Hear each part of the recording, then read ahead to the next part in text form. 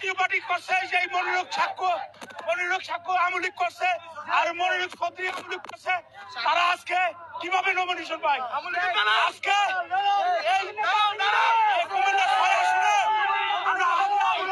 আপনারা সাংবাদিকরা জানেন গত 17 বছর হরতাল অবরোধ সহকারে সকল কর্মসূচি হাজী আমিন রশিদ ইয়াসিন ভাইয়ের নেতৃত্বে হয়েছে, কিন্তু আজকে একদল মুনাফিকরা ভুলভাল বুঝিয়ে জনাব তারেক রহমান যত দেশে নেই ওনাকে ভুলভাল বুঝিয়ে একটা নমিনেশন দিয়েছে। এটা আমরা তৃণমূল কর্মীরা মানি না। আমরা জনাব তারেক রহমানকে বলতে চাই, কুমিল্লা 6 হাজী আমিন রশিদ ইয়াসিন ভাই যদি ধানের শীষ না পায় তাহলে আপনি এখানে নির্বাচন। বিক্ষোভ চলছে, ঢাকা চট্টগ্রাম মহাসড়ক অবরোধ করে তারা বিক্ষোভ চালাচ্ছেন হাজী আমিন রশিদ ইয়াসিন সমর্থক নেতা কর্মীরা।